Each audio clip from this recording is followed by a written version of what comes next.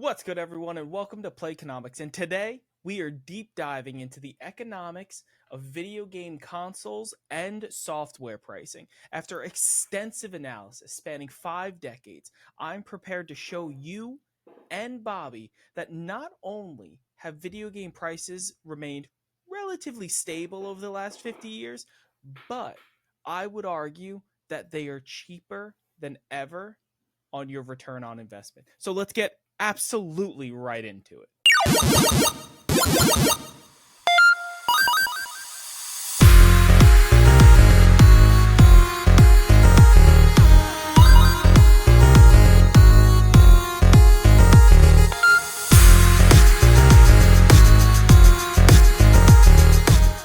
Oh, buddy.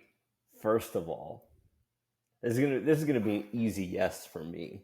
Okay, I'm gonna spoil it for the audience. Okay, it's gonna be a yes from me.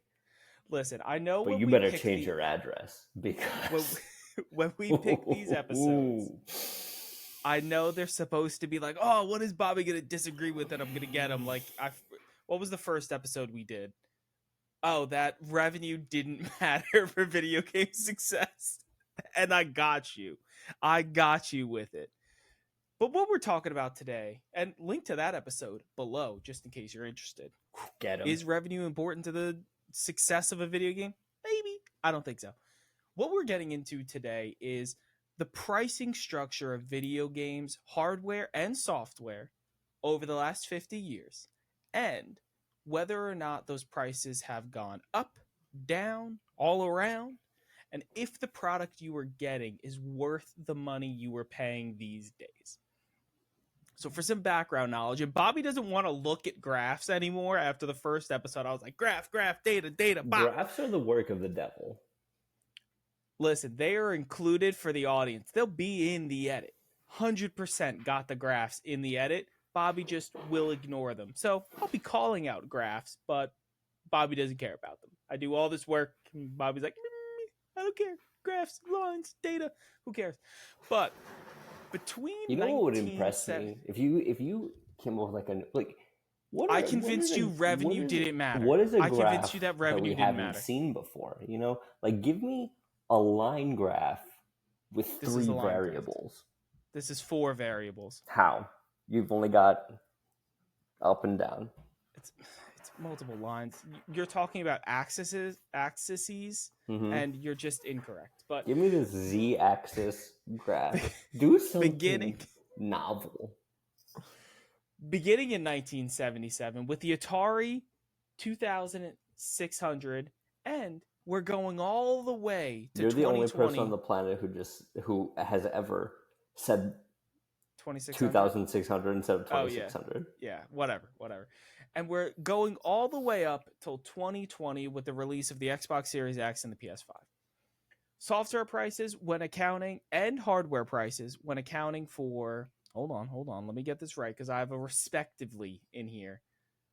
Hardware and software prices in the video game industry when accounting for inflation have decreased by 42% and 59% respectively. They fundamentally have gone down in one accounting for inflation. With my first piece of evidence, boom, graph on the screen now for you. Bobby doesn't care. Dodge the graph. Graph. With my first piece of evidence, we can clearly see that over time, games have become more and more accessible as a form of entertainment and continue to invest and improve in them as a product overall. But that's not my argument. My argument is not this is a 5-minute video with inflation, boom, prices went down, inflation, prices stayed relatively the same. It's $50 to $60 over time, but your $50 or $60 goes a lot farther in 1977 versus 2022. I mean, yeah, for nothing else, and I know you're going to go over standardized pricing, but think about for how long games cost $50 versus the increase of price around everything around them. Yes. And even today, the $20 difference between 1990 when games started being $50 versus today when they just went to $70 We're talking 20, 30 years of basic, very, very little price adjustment with massive gaps in quality of the product. Could you imagine if over time gas had only gone up by like 10% over the last 30 years? It'd be awesome. It would be awesome. That would be pretty great, yeah. But what I'm going to break down really quick is I'm going to give you some highlights of what a game cost when it released versus what a game costs now. And we all know we have the $70 figure for Nintendo, Xbox, and PlayStation 5. For the purpose of this video, I'm going to be looking specifically at a full price AAA game. I don't care that somebody's like, oh, the average price of a PC game is $14.99. Shut up, Jacob. Get off your Android. Hell out of here. Get off your Android. We're talking about big budget, the Starfields of the world, the Halo Infinite, the Redfalls of the world. What do you get for your $70? The Concords? Maybe the Concord. Maybe. Yeah, shit's not looking good for Concord. No. But starting off in 19... No, Game of the Year is Elden Ring DLC. No discussion. There's no discussion about it. It's beautiful. Starting in 1977, the Atari 2600 launched at $199 for the console, which for inflation today is about $850, which grossly over a PS5 or an Xbox. But if you throw in all the stupid shit that PlayStation gave you, it's about the same. The Portal, the VR, just saying. Well, first of all, Portal looking real good. Portal's looking real good. But the launch game for the Atari 2600 is $39.99. Accounting for inflation, we're looking at $170. Huge difference in gaming. Imagine any game besides Star Wars Outlaws going for $170. Could you imagine? For context, that is the price of the like expansive edition of the game with all the bells and whistles in it. Completely egregious pricing, but still within the budget of Atari 2600. Intellivision 1979 comes out at $229. Realistic price for accounting for inflation $1,100.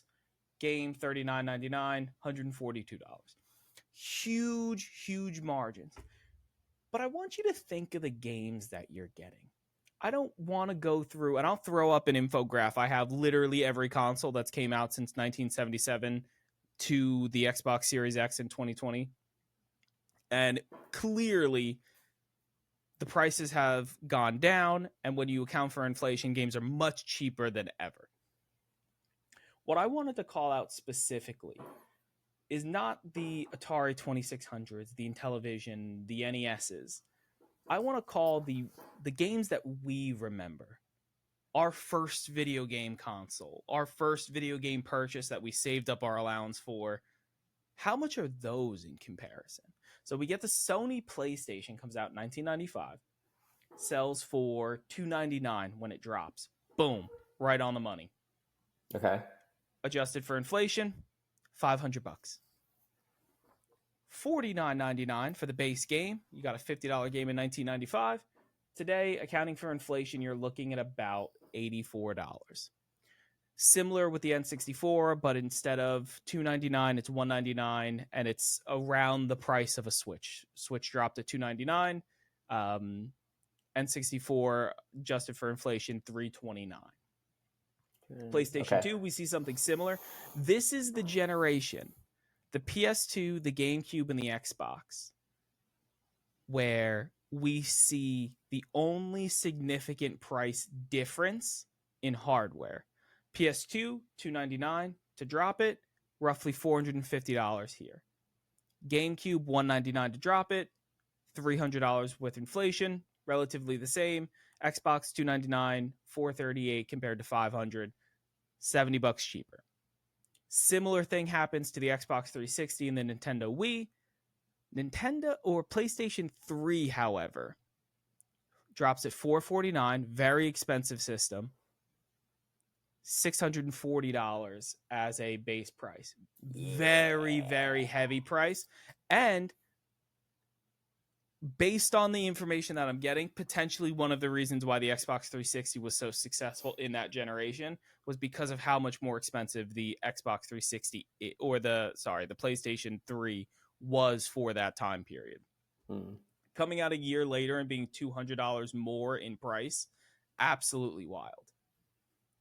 Again, that was the core version, though, I believe, if I remember, the $299. So it didn't come with like a lot of background storage. So you were probably going to pay the extra 100 to get the full value of your 360, but more or less still cheaper. And one of the reasons why the Xbox 360 did so well in that generation, it hasn't done well since then. PlayStation clearly learned their lesson to keep prices all in line. PS4, Wii U, Xbox One. The Xbox One is about $50 more expensive at $550 when accounting for inflation. PS4, tell me $450. Real money. That's what the kids use, Matt. Real money. Real money. $50 more expensive. PS4 was $50 less expensive. Wii U, $100 more expensive than the Switch. Absolute garbage system.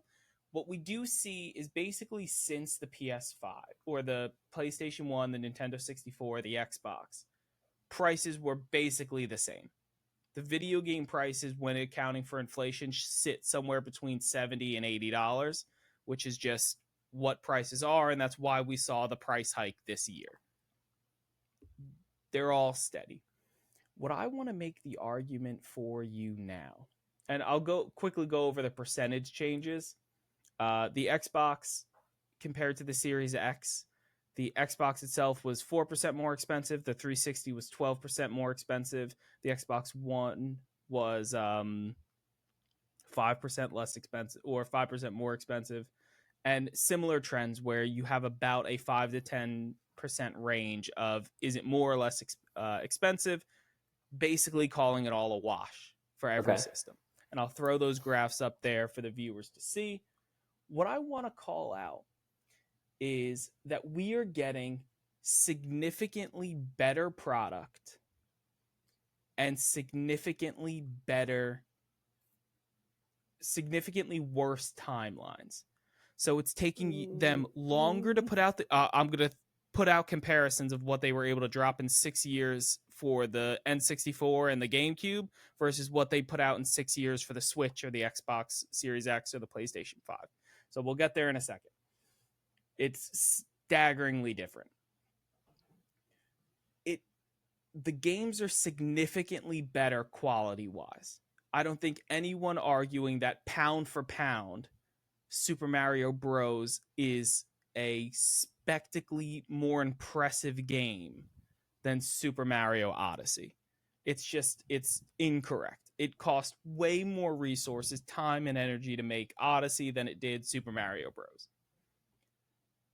With that being said, here is a quick montage of 1990s-ish games versus their counterparts in 2022.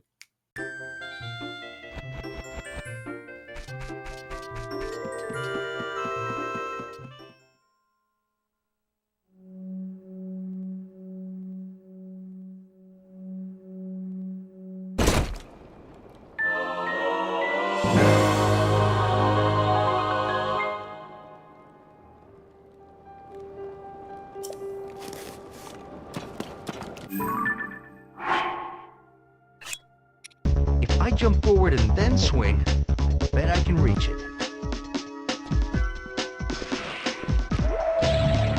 Hey!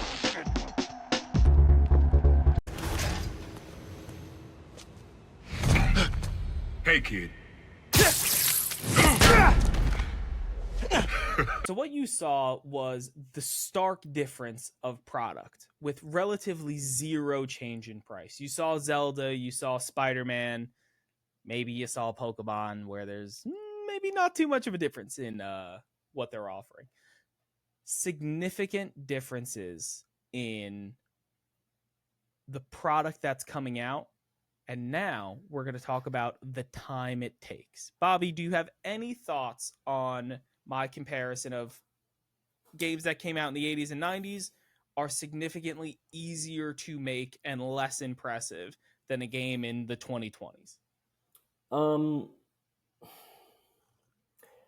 I don't know how to quantify less impressive. Yes, for the time we are living in now, and I guess that also compares to easier to make as well because you expand to fill the tools at your disposal, right? Yep. Like you did not have an iPhone Nope. in 1990s, therefore Final Fantasy VII is a technical marvel. Does that make sense? Like if you're looking at it through the lens of when it happened and what was used to create it, then yeah, Mario 64 is this groundbreaking thing because you can grab Bowser by the tail on the world's worst controller. Agreed. I'm not saying for the time. I'm saying that if you today tried to make both of these games, one would be significantly easier. And I do think that even at that time, and I'm going to show you the dates at the clip that they were putting these games out, they could not have been that difficult to make even then. Because we're looking at, and we'll do Mario as an example. I got Mario, Zelda, and Halo as major franchises that had a big blast in the 80s and 90s, big blast in the 2000s. Past Mario, we had Super Mario Bros. In 85. Then we had another one in 88, another one in 88, one in 89, one in 90. That was Super Mario Bros. 2, 3, Land, and World in a 5-year period. 5 games, 5 years. Then we had Mario 64 in 96. We had Sunshine, Galaxy, Galaxy 2, Odyssey, and Wonder. 6 games. Fair enough. Even if we get rid of 64, we had from 2002 to 2023, we had 21 years. Quick math. 21 years for 5 games. Original Mario in the 80s and 90s, 5 games, 5 years. They're cranking those bad boys out versus today, it's taking them quadruple, even quintuple the time. Zelda. From 86 to 2000, you had The Legend of Zelda, Adventures of Link, Link to the Past, Link's Awakening, Ocarina of Time, Majora's Mask. Quite a many few. Majora's Mask in a 14-year period. In a 21-year period, you had Wind Waker, Twilight Princess, Skyward Sword, Breath of the Wild, Tears of the Kingdom. Significantly different. You had 1, 2, 3, 4, 5, 6, 7 in a 14-year period. So every 2 years you were getting a Zelda game versus 21 years again, where you're looking at, again, one game every 4 or 5 years. Significantly different. Way better in quality and product. Well, let's not get hysterical. Tears of the Kingdom is what? Pretty fine. I mean, Link to the Past is a better game than Tears of the Kingdom. There's your soundbite. There you go. Hit me with it one more time. What was that take? Because I was sipping coffee and I wasn't listening to you. Give me the take. Tears of the Kingdom is a lazy cash grab predicated on a gimmick, much like many Nintendo consoles. See, back when there was pizzazz put behind things, work, culture, craftsmanship, not just Minecraft on top of an already failed product, which was basically just Zelda dressed as Skyrim. You had good games like Link to the Past. Do better, America. That's my Tucker Carlson Love that. Video games. Love that. 20 minutes in, hot take. Love that for the shorts. Then we get to one of the greatest franchises in history. Halo. 2001, Halo. 2004, Halo 2. 2007, Halo 3, arguably the best Halo. Then we get 4 and 12, Guardians in 5, and then completely ruins the timeline, Halo Infinite 2021. So we have in 6 years, you get 3 Halo games, one every 2 years. And then in 9 years, you get 3 games, one every 3. The games are slowing down. They're taking longer to make. And what I want to get to here, and the point I'm trying to make with the timelines and the visual impressiveness and the product that you're getting, is that Halo Infinite cost hundreds of millions of dollars to make. Maybe somewhere in the realm of 100 million to 200 million.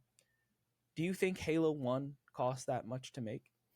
No, and didn't they famously make Halo 2 in like 10 months? Yes. Yes. It is. And Super Mario Bros. How much money do you think it cost them to make Super Mario Bros. In 1985? Nintendo doesn't release this information, so I couldn't just look it up. 15, 20 bucks?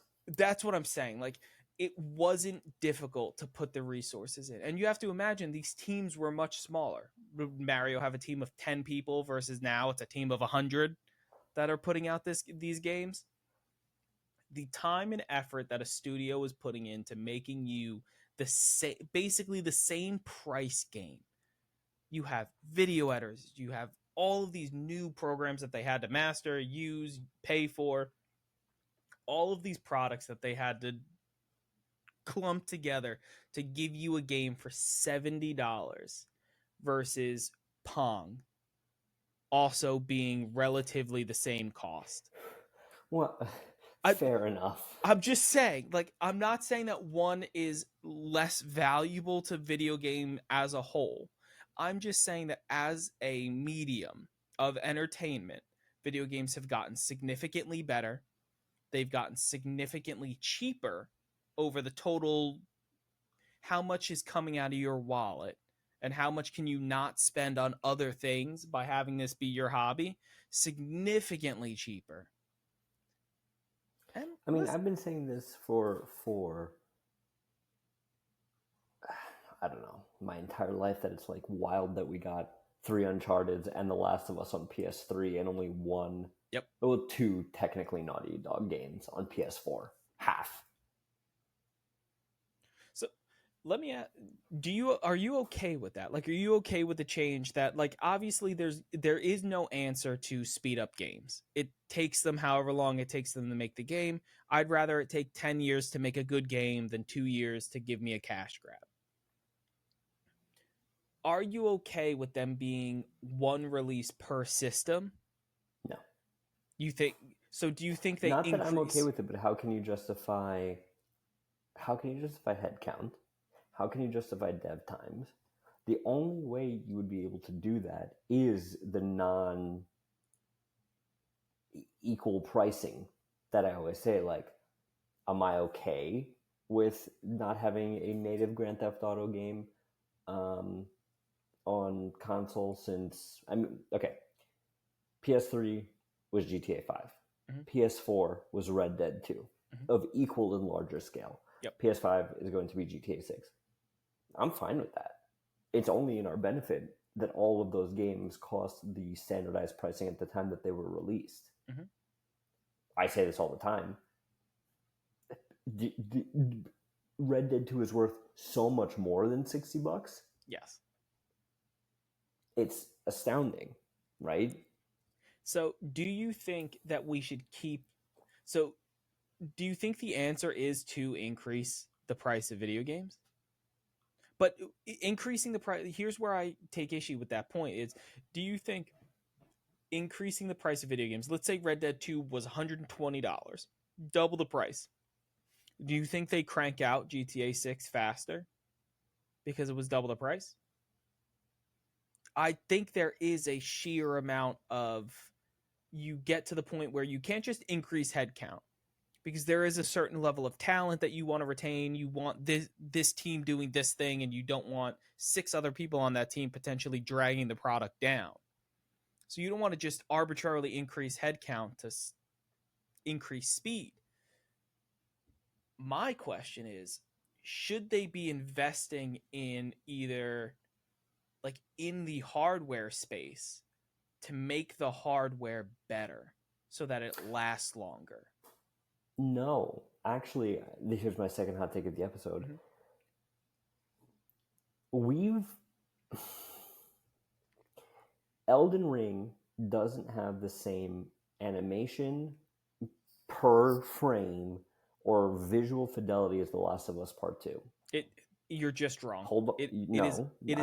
I'm not. It is a better looking game than The Last of Us Part 2. That is the stupidest, most. You sound like Joe Biden. One sound of lost. them got an up-res. One of them needed an up-res for modern systems. One of them didn't. Okay. Let me put it to you this way, since I've clearly hit a pain point here. It's just you said the same thing about Horizon. Horizon is not a better looking game than Elden Ring. It's just not. Yeah, that's ridiculous. It's just not. Anyway, okay. Why am I doing this? Clip that. Clip that. Let's redo the podcast. Let's go to a new centrist. Let's unite the country.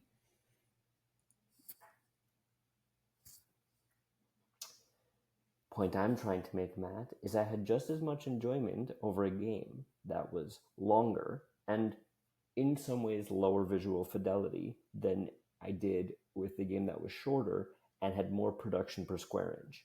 Both of those are valid products. Mm-hmm. Another thing I like to talk about all the time is Journey.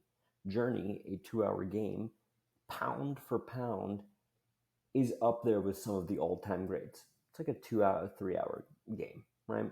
Mm-hmm. So what I think people need to understand is that either you are living in the best possible time always to be playing, because the standard of quality is set at $50, $60, and now $70. Yep. Or you are willing to risk that you're going to be priced out of the market, or have a race to the bottom with people undercutting each other, which is what you see in the mobile app store market. Yes. Is race to freemium. And what you see on any of the big threes on live stores. Because yes, you have that top 10% of game, but you get a bottom 90% of $5.99 and $6.99 shit. Not even to mention Steam. Yeah. And that actually, a little forecast of the next episode is gonna touch on that, where what is the average price of a video game, because I guarantee you don't know. I put it in the comments below, and if anyone gets it right in the comments, we won't even do the episode. What is the average price of a video game on console, PC, and mobile? Because I have the answers in the show notes for either next week or the week after's episode. So subscribe, make sure you get that episode, because it's a good one. It is a good one. It's a good one. But if someone puts it in the comments, and I'm looking at you, the CPA, if you Google it, I'm putting out the episode anyway. Because CPA, you don't know. You don't know what it is. Because it's drastically cheaper than I thought it was. For both console, PC, and mobile. Drastically cheaper than I thought it was. Overall, Bobby, did I make my point? In 2020, are consoles and software a better bang for your buck in 2020 versus what they were 1970, 1980, 90, 2000, and 2010? Did I prove my case? What are we even talking about here, baby? You know, it's true. Listen, you get a yes from me. All I'm saying is I am now 100% on these episodes. Yeah, you won the coin flip twice. That's Listen, just wait. Potentially next week's, if not 2 weeks from now, we're going to talk. Let me tell you something. What? Next week's not going to happen. You know why? Because at the rate that you might be correct on video game W's, but at the rate that I'm picking up W's on major world events, buddy, we will talk about a race to the bottom. Talk about a race to the bottom. But if you like what you heard here, subscribe. Bring on that Max. Bring it on. Do you just hate outros? Like, do you not want subscribe? Why do you hate outros so much? I have a rapport with the audience, and I feel that by leaving them, I'm leaving a piece of myself behind. I don't have an issue with outros. Subscribe if you want to see next week's episode, more Playconomics content. Like this video, comment, let us know what you want me to convince Bobby of, or what you want Bobby to convince me of for new episodes. And as always, Happy gaming.